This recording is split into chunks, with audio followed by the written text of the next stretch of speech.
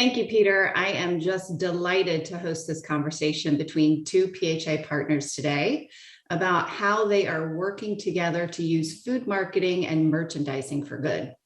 So joining me today are Andrew Archambault, Chief Customer Officer at Keurig Dr Pepper, and Gordon Reid, President of Stop and Shop. Welcome to you both. Hello, good morning.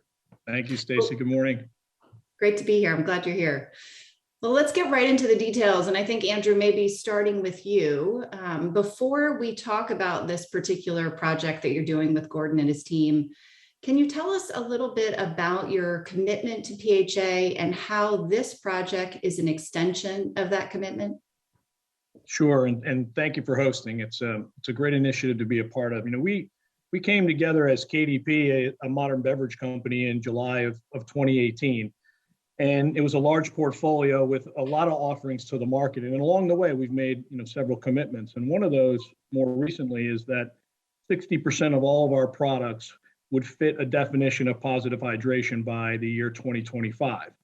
And that definition was really done in partnership with health experts, nutrition experts, and the PHA board to have a definition that's not just about low calorie or low sugar, but also added functionality, nutrients, and then ultimately a commitment to share where our percentage of marketing spend goes against those products and disclose that publicly. So that's our commitment over the next 3 years. And ultimately the natural extension of that is how do you merchandise your products at retail? Because our retail partners are how we reach our end consumer. So this work and this pilot that we're doing with Stop and Shop and with Gordon and team just allow us to get closer to that positive hydration commitment in the marketplace. That's terrific. Great. So let's get into the details specifically about the pilot. And I think if we start with the store location that's been selected, the Stop and Shop that's in an under-resourced area outside of Boston, because I think that's a really critical decision that both of you made. So Gordon, can you tell us a little bit about this store in the Boston area and why it was selected? No, absolutely, Stacey. So we worked in partnership with the Boston Public Health Commission and looked at rates of chronic health such as diabetes, high blood pressure, etc., in each of the neighbourhoods of the cities in which we operate, and as well as rates of food insecurity and poverty. And so when we compared the data with our store footprint, we landed on our store in the neighbourhoods of Grove Hall to embark on this project. We're already involved with the community there, and we're investing heavily in that community to help drive healthier outcomes. So we're refreshing our store, the look and feel of the store. We're adding a community wellness space. We've added Fresh Connect, which is a produce prescription service. And we've also put a dietitian into the store to give advice to the local people. And we believe that as a grocery retailer, we have a commitment and a responsibility to sort of help people have healthier options. So we really are sort of looking forward to working with Keurig Dr Pepper in this marketing activity. We already work really closely with the community in Grove Hall. For example, we distribute healthy foods to hundreds of locals through a relationship with the Dimmock Centre there. And we opened a Stop and Shop school food pantry recently, where we sort of help provide food for 200 school children so they make sure they can go home and have food in the evening and in the morning before they come to school. And that way they can focus on their education and hopefully work towards a bright future. Gordon, that responsibility you mentioned, I think that's a really important point. And I was glad to hear you say it, because I'm sure, as you both know, giving priority placement within a retail store to junk food is really a criticism that both retailers and beverage companies often hear. And from what I understand about this particular pilot, that you're testing in-store marketing and merchandising strategies to really prioritize the placement of these better for you products. I think, Gordon, all that you described about what you're doing in the community is absolutely terrific. But I think a lot of the criticism is what's happening inside the store. Absolutely. So I think it'd be great to, get a little bit deeper into that and share with the audience specifically how KDP and Stop and Shop are working together on really addressing that criticism in the store. And maybe, Andrew, that's something you can share with us. Sure. The point being made is that if you have a great balanced portfolio, the question is it really merchandise in a way that allows consumers to have a lot of choice. And ultimately, I think this pilot, and really how we go to market, is about providing balanced choice. The key for us and to work with key retail partners is that you essentially move out of center store and you get to many other areas of the store that are high impact, high purchase.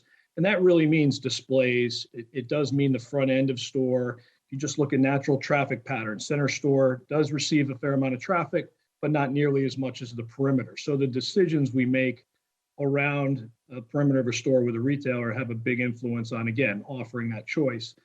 And then again, for us, it really does come down to, if we have a product portfolio that 60% fits our positive hydration definition, we can work with a partner like Stop and Shop that also has their own definition, like guiding stars, and their guiding star definition and our definitions line up very nicely. So there's an opportunity to just put those two definitions together around a product group and then merchandise outside of center store. And at the end of it, that's our goal. If we do that effectively well, then the choice and the balanced portfolio come out in front of the shopper, and then the consumer and shopper make the right decision. And our goal is ultimately to delight the shopper and work well with our retail partners. So this is at the core what the pilot's about for us. That's great.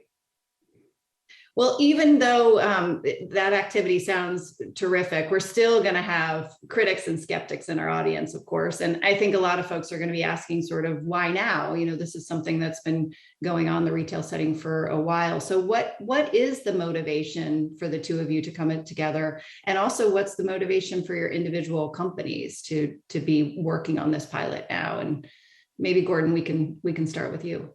Sure. I think, you know, as a supermarket business and one of the main grocers in our market, we've supported, you know, food insecurity for decades, and we've been there to help people in the food banks in particular.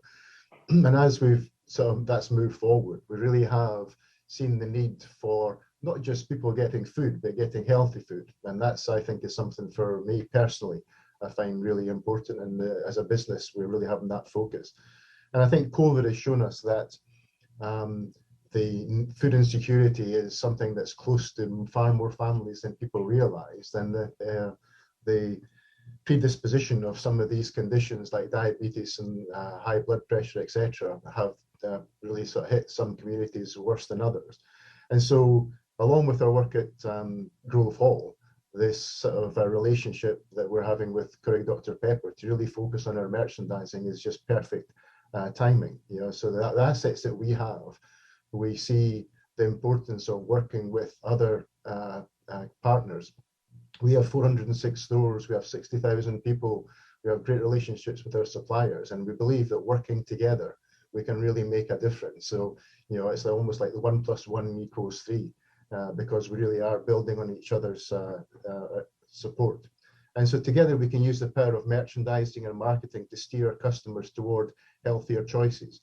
And that said, we believe in giving customers a choice. So it doesn't mean to say it's going to be extreme and all or nothing view, because people have a choice, but we're trying to sort of focus people onto healthy products rather than maybe the sodas or other things that they would normally buy.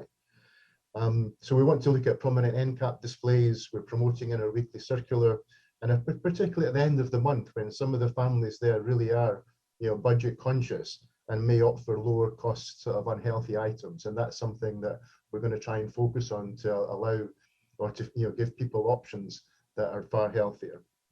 We've also just added guiding stars ratings to our beverages at Stop and Shop this year, which will help guide these changes. So our guiding stars is a rating system where products are rated with 1, 2, or 3 stars based on their nutritional value. So star earning beverage now include water, some of the innovations in seltzers, unsweetened teas, unsweetened coffees, and some of the juices and some of the great products that we're seeing from Keurig Dr Pepper. So, you know, really, I think it's an exciting time. It's two great companies coming together. And I think when you have the same focus, we can really make a difference and learn a lot about how we can move forward in the future. That's great. You know, you mentioned choice, and so many times companies talk about choice and we still want to give consumers choice. But I think what I'm hearing is different here is, you know, we're going to use marketing that we know works to push them and nudge them to those healthier choices, because there's a responsibility to do that given our public health crisis. Andrew, how about you? Why is KDP involved in this now? And What is the real motivation for your company? Well, certainly, I mean, since we began the merger, we've increased the portfolio. So we've done it in a way where the choices that we've made on adding a portfolio have been healthy consumer choices. So in some ways, I would like to feel like we're following where the consumer wants to go. So there's certainly a business benefit to that, to merchandise what shoppers want to buy. A few that come to mind specifically, Buy, which is an enhanced water, was made as an acquisition right before our merger. We purchased Core Hydration. We've done long-term partnerships with Evian and now Polar Beverage sparkling water. All of these are either low or no calorie or additional nutritional offerings. So there's no doubt that there's a business impact to merchandising effectively. But the more we look at it, it's just also where the consumer trends are going. There's a treat occasion, and those will always be valuable, but they aren't the only occasions. There's a lot of occasions that are about healthy choice, better for you, and the more optionality you have in your product line, the more that you can provide that to consumers. We need their retailer partners to work with us. It is a partnership. And what's great about this is that when you do it together with a strong retail partner like Gordon and the Stop and Shop team, they're making decision on assets to give you the space to go put out a product portfolio that really fits the mission. It's harder to do that if you don't have one or the other. And ultimately, it shows up by what you see on display and what you see not only in the pilot stores, but as it grows. And finally, what probably comes out in our IRI data and coming back and showing the results of what changed in certain pilot stores versus others, so that we can learn from it and keep expanding. But for us, to me, there's certainly a business component, but it's just the right fit of right retail partnership against the right portfolio on the right assets that makes it look largely different than it may if it was solely a center store initiative or no initiative at all. Right. Well, and Andrew, you mentioned, this being good for business. You also mentioned using the learnings. I think that does beg the question, how will you measure success? Obviously, sales success is one form of success, but love to hear from both of you on how you will measure success, and equally as important, how you will use those learnings. Will you think about scaling this to other stores? What does that look like? And I think maybe Gordon, we can start with you. Sure. Well, obviously, I think sales are one element, but not the most important. And I think it's going to be really getting feedback from the communities. I think getting feedback from our nutritionist that's going to be in store and understand what people are saying about that. And we'll look at the trends, we'll look at the numbers, and the products that are selling. And I think we'll look at sort of different mechanisms for promotions, for activities that we sort of set up. We maybe potentially do samplings and use that to sort of create a program that we can roll out in other stores and really sort of incentivize people to go to healthy choices.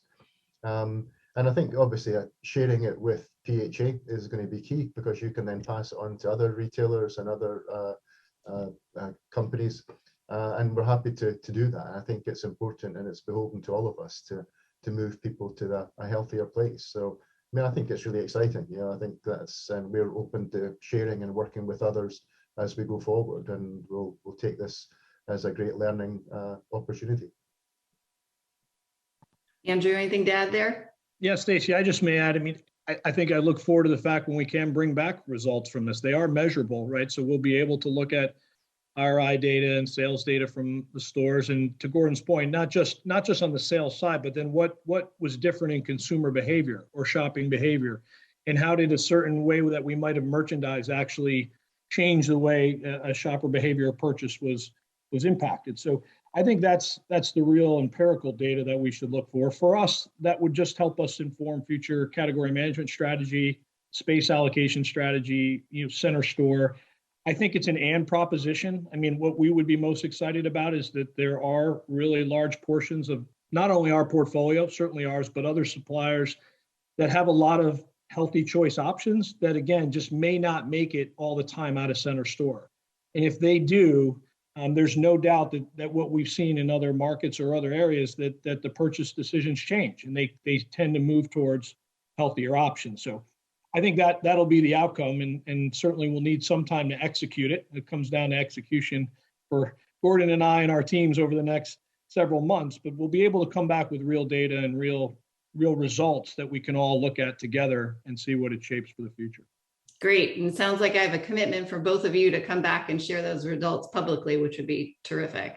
I also, I heard Gordon say, using these learnings to potentially influence other food and beverage companies. And Andrew, heard you say, category management, which means you can also, managers rather, which means you can also influence other retailers. And I think that sort of residual impact of a pilot like this to motivate other food and beverage companies, other retailers to do something similar. I mean, that really is the catalyzing power of partnerships to really change the landscape. And, at least from the PHA side, a really exciting part of the work. So I think that's a great note to wrap up on. Gordon, thank you so much for your time. Andrew, thank you so much for your time. Best of luck to you both on the pilot, and we'll be following up to hear more as soon as learnings are available. Thank you so much. Thanks Thank you, Stacy. Pleasure. Thank you, Gordon. Take care. Thanks, Andrew.